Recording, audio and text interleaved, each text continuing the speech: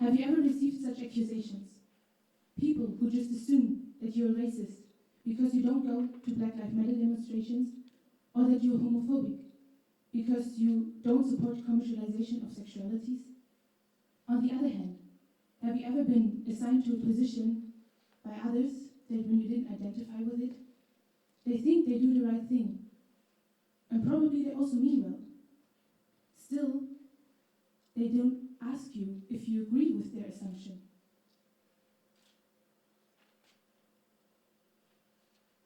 Another option is a very common thing in German youth society. People who use the social struggle of others to put themselves in a position that mostly focuses on how tolerant they are.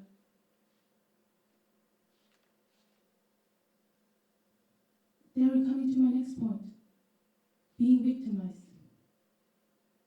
Am I a victim? Do I see myself as a victim? Yes, I'm Black. And yes, unfortunately, my social status was a long time influenced by this, and this will not end soon. Black people face racism everywhere, even if it is such a normal thing as renting or buying an apartment. And we're not the only community who has to face struggles like that. However, people who are not directly affected by this tend to pity us and think that they have to speak up for us because we are not able to ourselves because of the role of victim that we are being assigned to. They put us into a position in which we are looked at as weak and unable. Do I see myself as a victim though? No, I don't. My skin color as a characteristic does not make me weak or unable to speak up for myself. I do not need others to speak for me.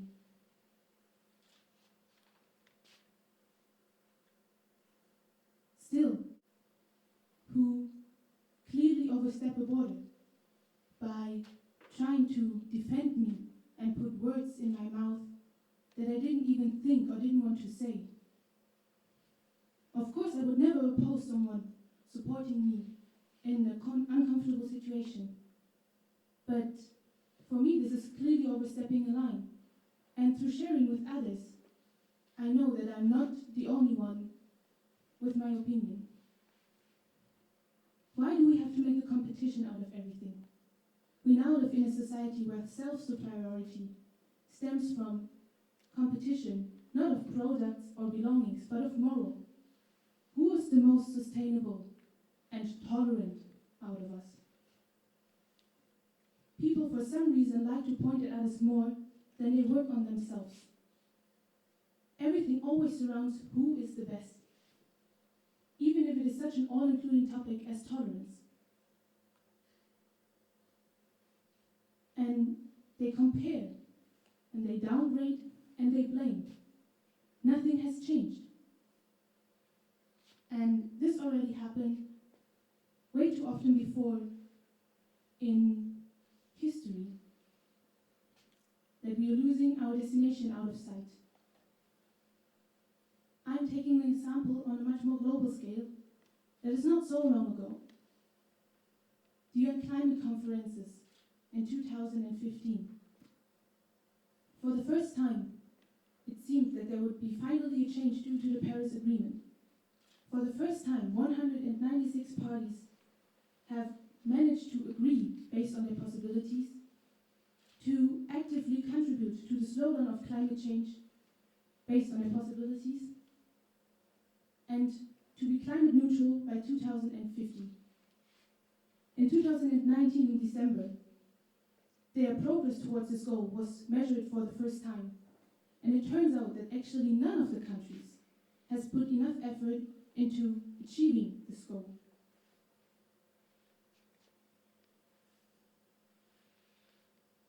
This was more about blaming other countries and trying to get the guilt off their shoulders somehow. They framed their words in beautiful paraphrases to make the people trust them, but somehow still try to get profit out of the process. But this is actually not about which country is the richest anymore, or which party in the parliament is the most reliable. It is about how humankind is supposed to survive. And it is this main question, and not more or less than that. How is humankind supposed to survive on the planet and maintain its existence, if it goes on like that? So, I think people tend to lose the main question out of sight. And we do not identify as an entity anymore. That is the problem. We identify as rivals. And instead of focusing on the main question with this, in the social rivalry I'm talking about, how can we make our society an entity and a social place for everyone? We ask, who is the most tolerant out of us? But people seem to have their own definition of what it means to be tolerant, right? Does anyone know the general meaning though? And does this meaning include shaming others who do not fit into the own definition? What again would be the thing that they're actually criticizing? Well, the official meaning is, and I quote, the ability or willingness to tolerate opinions or behavior that one dislikes or disagrees with. Doesn't this emphasize to tolerate opinions that are not necessarily the common mainstream opinions? We should look more at how we can get rid of these social norms that our society has put onto themselves. I, for example, know a person who was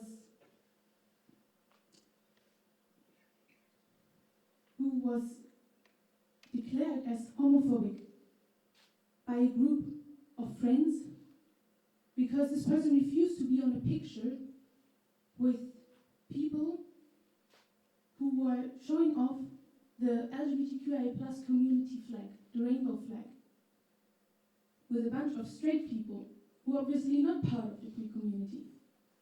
Just because this person does not support the commercialization of sexualities and does not support a group of straight people wanting to represent the queer community.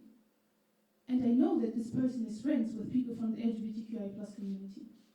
Still, this person was declared as homophobic directly.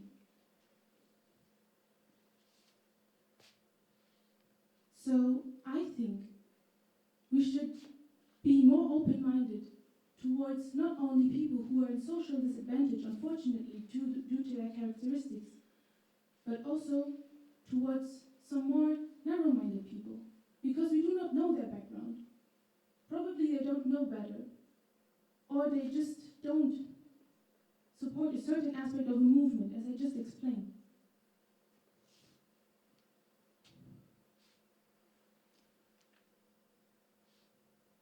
I think we should more focus on what we are doing is not contributing to our goal to have an social and peaceful, acceptant entity where everybody is home. Neither is specializing people.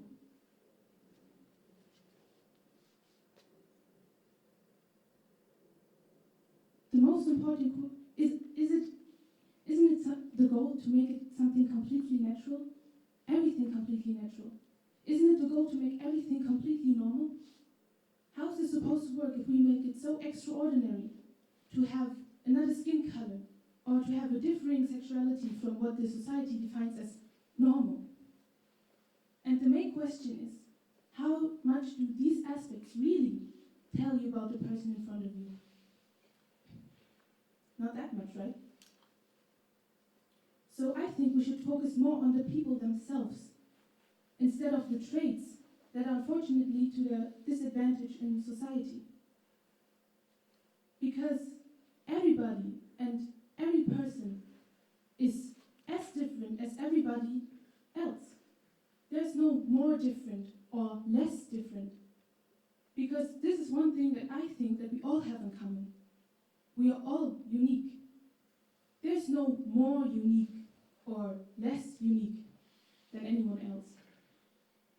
So, as I said, we should get rid of the norms that our society has put onto themselves and trying to establish ourselves through difficulties others have.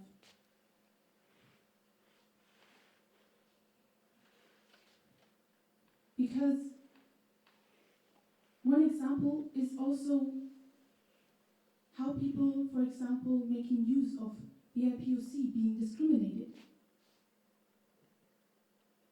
In trying to defend them afterwards and telling others how BIPOC want to be treated.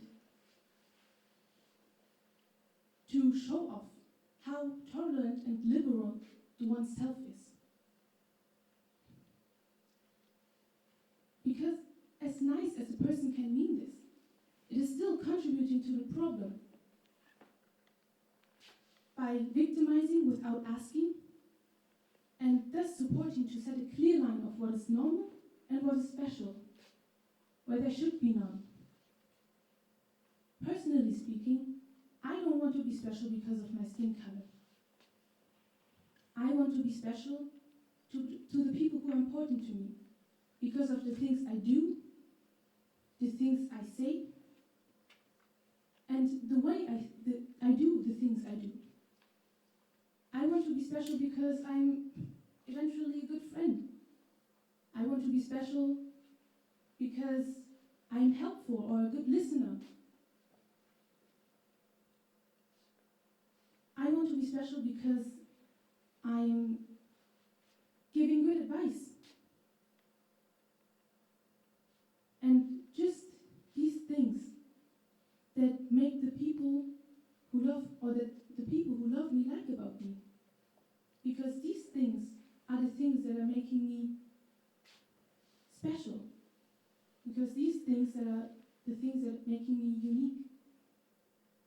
And I do not feel in the position to use the term all. But I think a lot of people would agree with me on that. We are all unique. And that is what makes us all special in our own way. Thank you.